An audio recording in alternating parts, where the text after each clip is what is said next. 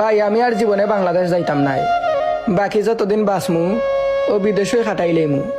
আর ও বিদেশের মাটিতেই যেন আমার দাফন করা হয়। আমার লাশটাও যেন বাংলাদেশ না যায়। কম বয়সেও ফাস্টফুডের বয়স বাড়াইয়া বিদেশ আসলাম।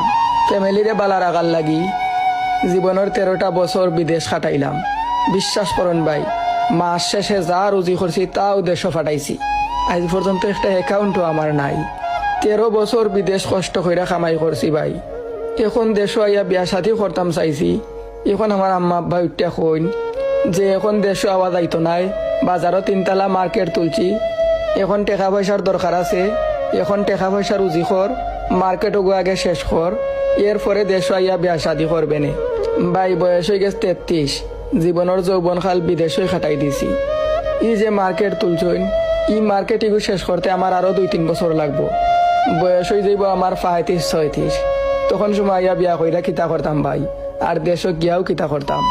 যৌবন কালো যদি গুণা থাকি বাচ্চা থাকতে না পারলাম, যৌবনের আকাঙ্ক্ষা মিটাইতে না পারলাম, অন্তরে প্রশান্তি না পাইলাম, ইটা টেকা পয়সা দিয়ে আমি কিতা করতাম ভাই।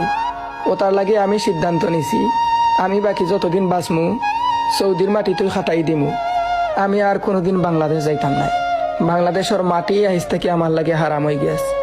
তবে প্রতি মাসেও মা বাবার ব্যাংকর টেকা ফাটাইমু। যেহেতু আমার তাকি তারার গেছে টেকা পয়সা বড় হয়ে গেছে, তারা আমারে মানুষ মনে করেন না টেকার মেশিন মনে করেন। ও তার লাগি প্রতি মাসও তারার ব্যাংকর টেকা টিকেও ফাটাইমু। তারা আমারে আর পাইতো নাই। আমি আর বাংলাদেশ কোনোদিন যাইতাম নাই। এ তখন যে কাহিনীটা আপনারা উনচইন, এই কাহিনীটা আমরা সৌদি প্রবাসী সুয়েল ভাইয়ে ইনবক্সে ফাটাইছেন।